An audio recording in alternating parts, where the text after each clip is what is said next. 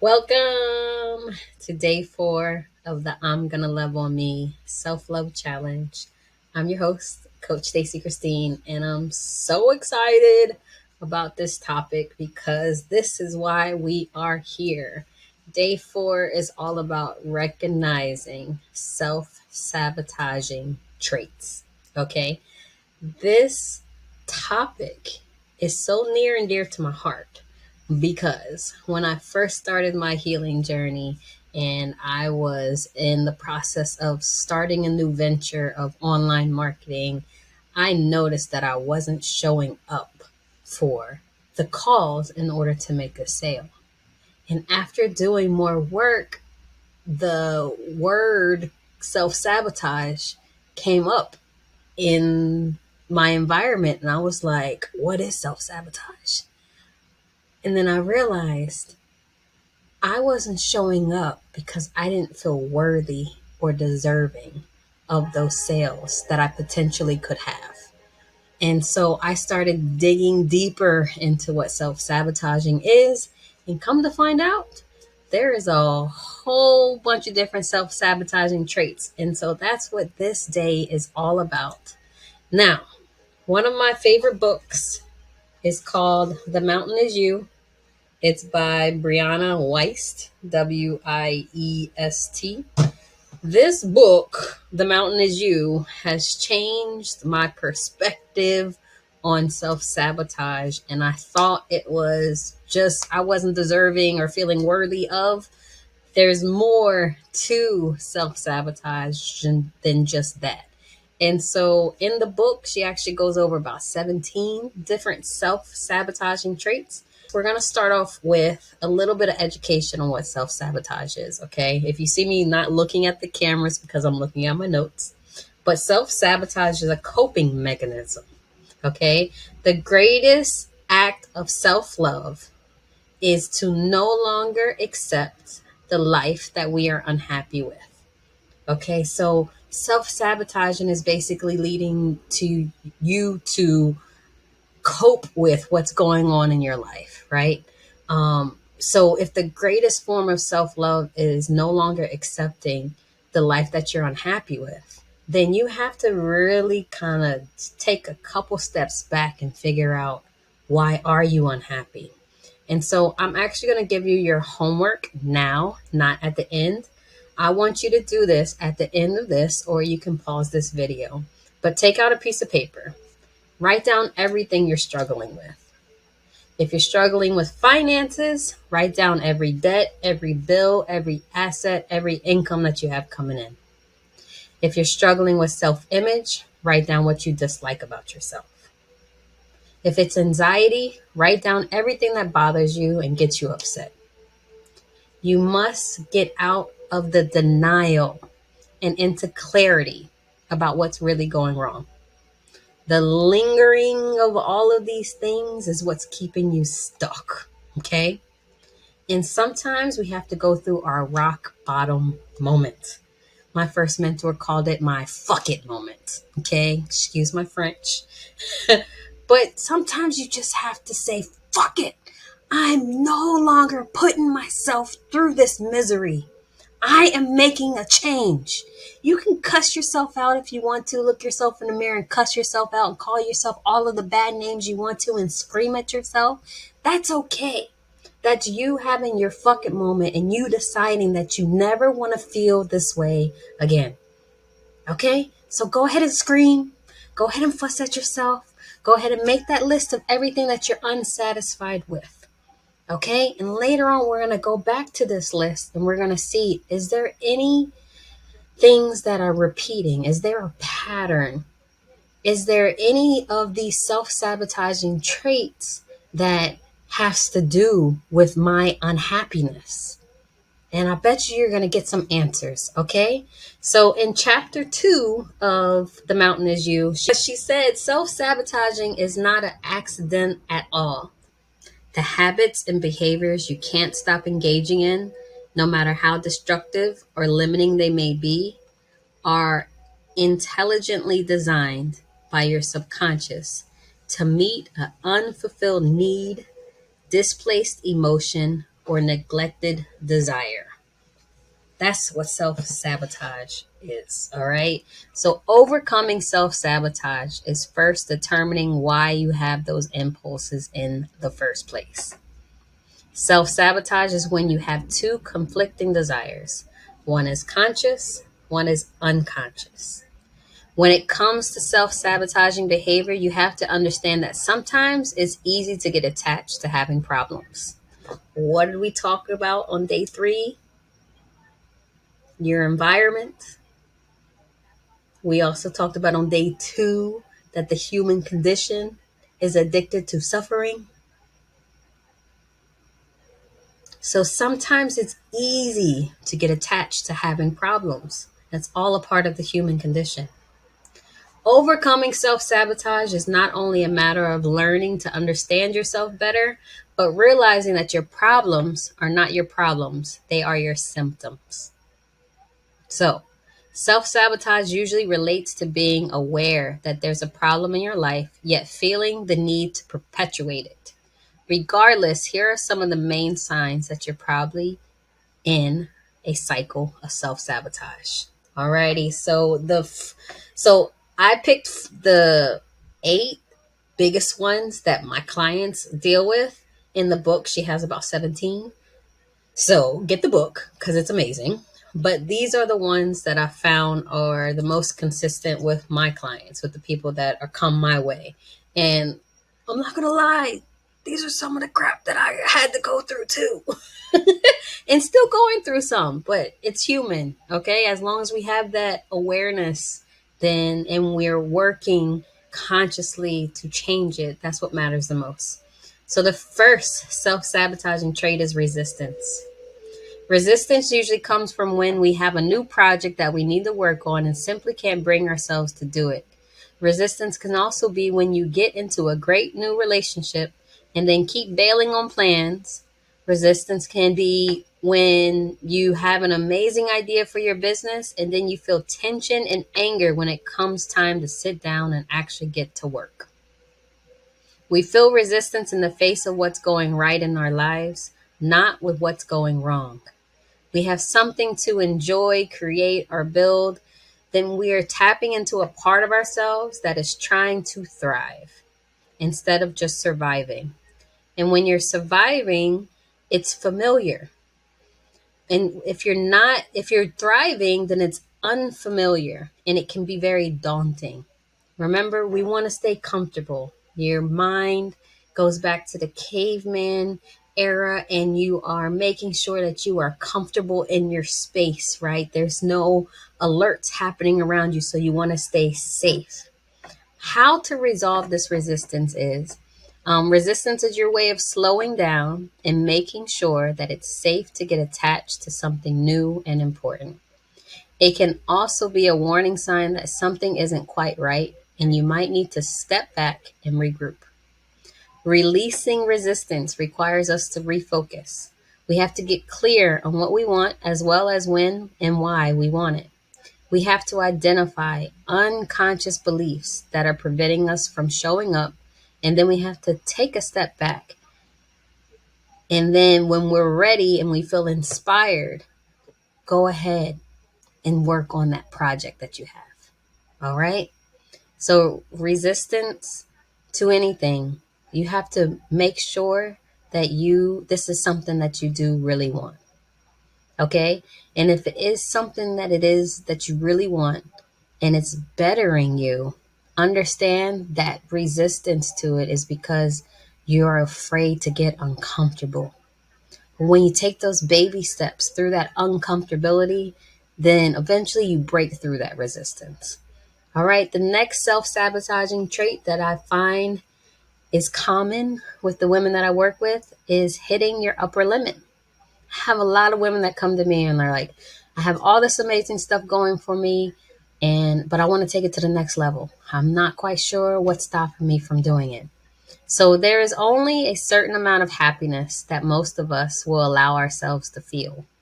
Your upper limit is essentially the amount of good that you're comfortable having in your life. It is your tolerance and threshold for having positive feelings or experiencing positive events.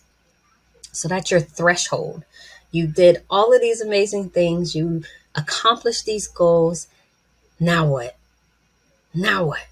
So when you begin to surpass your upper limit, you start unconsciously sabotaging what's happening in order to bring yourself back to what's comfortable and familiar. For some people, it manifests physically with aches and pains and headaches, or it manifests emotionally with resistance, anger, guilt, or fear. We are not really wired to be happy, which is crazy. Our brain wants us to be comfortable, not necessarily happy. So we are wired to be comfortable in anything that is outside of the realm of comfort that feels threatening or scary until we are familiar with it. So do it scared. Do it anyway. Okay? Feel the fear and use it for your power. All right. So, how to resolve it is what I just said. But also, hitting your upper limit is really great sign. It means you are approaching and surpassing new levels of your life. And that is first and foremost something to congratulate yourself about. So, if you're at the upper limit, pat yourself on the back. For the way you resolve an upper limit problem is by slowly accumulating yourself to the new normal. So slowly acclimating yourself actually is the word I'm supposed to use. Slowly acclimating yourself to the new normal. Instead of shocking yourself into big changes, allow yourself to slowly adjust to it. By taking it slow, you are allowing yourself to gradually resonate a new comfort zone around what you want your life to be over time, and you will gradually shift your baseline to a new standard. The next self-sabotaging trait that I see with my clients is uprooting. Okay, uprooting. So, uprooting happens when someone finds herself jumping from relationship to relationship or changing their business website again and again when they really need to focus on confronting the relationship issue when they arise or taking care of the clients that they already have. Uprooting, you are not allowing yourself to blossom. You are only comfortable with the process of sprouting. It might be constantly needing a fresh start, often the result of not having healthy ways to deal with stress or struggling with conflict. Uprooting can be a way of diverting attention from the actual problem in your life. Uprooting means you were always just beginning your new chapter, but never really finishing it. Despite your efforts to keep moving on your end, you end up more stuck than ever before. So, how to resolve it? First, recognize the pattern. The most important step is to become aware of what's happening. Then, figure out what is driving you away from each new thing you find. Next, get clear on what you really want. Uprooting occurs because we step too quickly towards what we think we want, only to find that we didn't think it through and we don't really want that thing very much. Clarity is key. Get clear on and determined on what's the right path for you, and then make a plan for how you can thrive and not just survive. Figure out why you are uncomfortable getting attached to one thing or another and determine what a healthy attachment would look like for you. All right. The next self sabotaging trait is perfectionism. It's a big one. When we expect that our work must be perfect the first time we do it, we end up getting into a cycle of perfectionism. Perfectionism is actually wanting everything to be right. It's not a good thing. It's a hindering thing because it sets us up for unrealistic expectations about what we are capable of or what the outcome of our lives could be. Perfectionism holds us back from showing up and trying or really doing the important work on ourselves. When we are afraid of failing or feeling vulnerable or not being good as what we want others to think, we end up avoiding the work that is required to actually become that good. How to resolve perfectionism. Don't worry about doing it well. Just do it. There's a saying that I love: done is better than perfect. If you have a really big task that you need to get done, new project, new business, new venture, whatever it is, you should put a big sign up above your desk and say, done is better than perfect. Okay? Don't worry about failing. When you keep showing up, all that matters is you do want to do what you're doing. You can learn from your mistakes over time. Get to the place where you really want to be. We accomplish these sort of things when we simply show up and allow ourselves to create something meaningful and important to us. Instead of perfection, focus on progress. Instead of having something done perfectly, focus on getting it done. From there, you can edit, build, and grow and develop into exactly what your vision is. But if you don't get started, you will never know. You'll never arrive to where you want to be. Alrighty? I'm just going to be so transparent because that's how I am as a coach. Y'all could tell I'm reading, right? I took major notes on this chapter because these are the things that have been holding us back for so long. Okay? I wanted to get this right. All right? Done is better than perfect. I'm making sure that you guys get this information. I can always re-record this, speaking more out of my mouth and not reading, but I needed to get this done for you all. So I'm getting it done. All right, get her done. All right, back to the work. So the next self-sabotaging trait is disorganization. By leaving our lives, by living our lives in spaces in disarray, we are not just mindlessly forgetting to take care of our surroundings. We are often actually creating distractions and chaos that serve as an unconscious purpose. A clean, organized space, both for work and for living, is essential to thriving. Without cleanliness, we create fewer opportunities for ourselves. Nothing positive nor beautiful flows from chaos.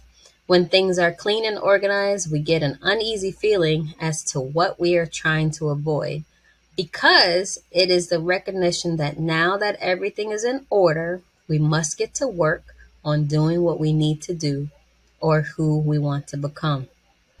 So, how to resolve it?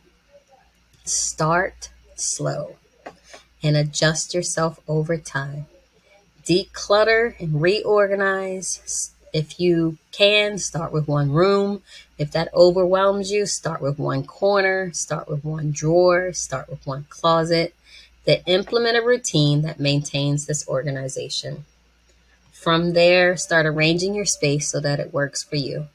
You must slowly let yourself get used to working at a clean desk, and eventually it will become second nature. You'll begin to realize that you also feel so much less stress and much more comfortable of your life. Much more in control of your life. It is very hard to show up as the person you want to be when you are surrounded by the environment that makes you feel not like the person you are. So, decluttering is also a part of your environment, right?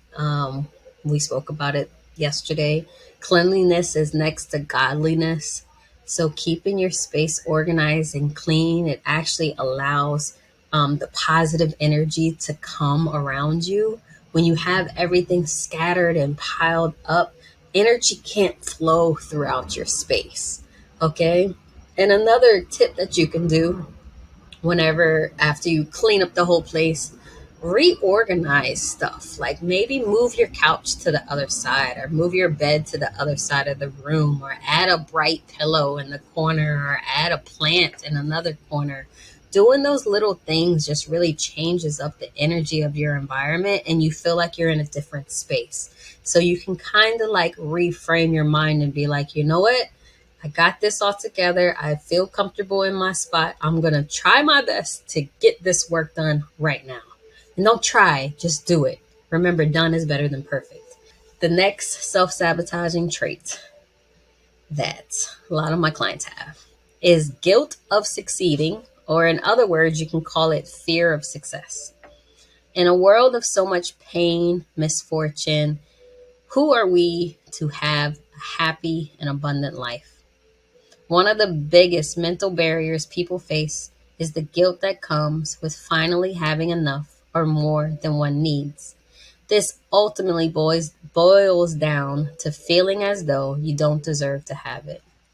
When it comes to success, guilt is unfortunately a common emotion, especially for good hearted people who want to do the right thing and live authentic lives. How to resolve fear of success. When you realize that money and success are tools, they buy you that time and they offer you the opportunity to help, employ, influence, and change the lives of others. Instead of looking at it as your success as a status differentiator, which will always make you feel bad and uncomfortable, see it instead as a tool that what you can do is important and it's positive things in the world that you'll be bringing because of the success that you have and in your own life. All right. So reframe your mind on fear of success and just know that the success that comes will allow you to serve even more, serve even better, and help even more people. Okay. So the next self sabotaging trait is fear of failure. Fear of failing can stem from being afraid to look bad or failing immediately. Crazy thoughts happen when we want to shield ourselves from potential loss. They only come up when we finally have something we care about enough and we really want to keep. So, how to resolve fear of failure? The difference between failing because you are trying something new and daring and failing because you are not showing up, doing the work, or being responsible for your actions. These are two very different experiences and should be separated in your mind, as scary as it might be to not be great at something initially, or perhaps even experience a loss. It is even worse to fail by virtue of never trying and always playing small. Failure is inevitable, but you have to make sure it's happening for the right reasons. When we fail out of negligence, we take a step back. When we fail because we are attempting new feats, we take one step closer to what will work. So I always like to tell people you need to fail forward. Okay. Maybe you started something, you didn't get the results you wanted. So you reevaluate the data that came in. Okay, I did this, this, and this. Next time, I'm going to try doing this, this, and this. Then you go at it. You could fail again, but you do the same thing. Okay, the first time I did this, the second time I did this, I'm just going to scratch all of that and do this. When you keep at least trying and failing forward, you're going to continue to learn. You're going to continue to grow. And for some reason, this example came to mind way, way back in the day. Jay-Z was dropping some album, I believe, and he only dropped it on an app, Samsung app or something like that. He only dropped it on a certain platform. And what he did was he tested to see what it's like to drop an album on an app because streaming was coming a lot more popular. And so years later, I noticed that he created an app with a whole bunch of other celebrities and artists called Tidal. Tidal was actually a platform that gave the power back to the artists, and they actually did make money off of streaming, unlike on YouTube and other platforms. And so he tested out a platform with somebody that already had the IP, the intellectual property, and then he went and used that information to create his own. So if he would have never tried, because it did kind of fail with the whole Samsung thing, there was glitches and problems, then he would have never got to the title. And I believe he sold it not too long ago, or a portion of it, for millions of dollars. So he would have never got to those millions of dollars if he never tried in the first place, if he never failed in the first place. So keep that in mind. The next self-sabotaging trait that I find really common with us women is being busy. Another way people sabotage by distracting themselves to the point of being completely phased out of their lives. People who are constantly busy are running from themselves. Nobody is busy unless they want to be busy. And you will know that because so many people with extremely hectic schedules will never describe themselves that way. This is because being busy is not a virtue. It only signals to the others that you do not know how to manage your time or your tasks. Being busy communicates importance. It often makes you seem a little untouchable to others. It also overwhelms the body so that it can only focus on the task at hand. Being busy is the ultimate way to distract yourselves from what's really wrong. So, what is the deeper root of you saying that you're busy? Do you really not even want to talk to those people? Do you want those people to think that you're so important that you're too busy to do anything? How to resolve it? If your schedule is unmanageable, you're never going to be as effective or productive as you could be. If this is the case, your first job has to be to streamline and prioritize your tasks in order of importance. Then outsource whatever else you can, and then let go of the rest. Those are the top 8 self sabotaging traits I find that us women experience the most. Again, the Mountain is You book has about 8 more that are in there. I want you guys to check it out somehow, some way. Um, but I'm going to recap real fast the 8 self sabotaging traits that are common with us women. First is resistance, hitting your upper limit, uprooting, perfectionism, disorganization, guilt of succeeding or fear of success, fear of failure, and being busy. So analyze these traits. Did you check off a couple of them? I did too. It's okay. As long as you're aware now of these traits, now you know what to do in order to start fixing them. The biggest thing is monitoring your energy, monitoring your feelings when it comes to doing certain things, figuring out, is it something that you really want to do? If so, then that fear that is coming is because you're afraid of the uncomfortableness that comes with it. You got to do it scared, okay? You got to, done is better than perfect. You got to take it slowly, but do it. Nike check, just do it, okay? I'm telling you, if you know that these things are positive for you, the uncomfortability is going to bring you to a new level of comfort. If you want to go from poverty to rich, you got to do the work in the middle to get to the rich side. Not everybody can win the lottery. They can't. And most people that win the lottery lose it immediately because their mindset wasn't ready to have that money, to keep that money. Okay? So doing these steps, these baby steps, like learning what self-sabotage looks like, is what's really going to help you in your self-love journey, is what's really going to help you in your healing journey, is what's going to really help you get to the best version of you.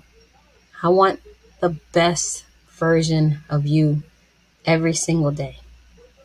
Now, I also wanted to say that in the book, The Mountain is You, she does go over some of those emotions that we were going over and the ascending emotions. And she talks about how anger and sadness and disappointment, it's okay. We're human. We can feel those emotions. You're supposed to feel those emotions. The biggest thing about feeling those emotions is processing it. I like to say you got to process your pain sometimes. Okay? Give yourself grace and allow yourself to get some rest if you feel really tired or really drained because of a certain situation. Go get some comfort food so that you fill your soul up with that food because you're not feeling that great at that moment, right? Go connect with nature. because nature is healing in itself. And that leads me into day 5. We're going to be talking all about connecting with nature. So I love you all so very much. Congratulations on continuing to do the work. Even if you're just listening to these videos, congratulations. Make sure that you do the actual homework because it's going to help you get to the next level of your success. I'm sending you healing energy with lots of love.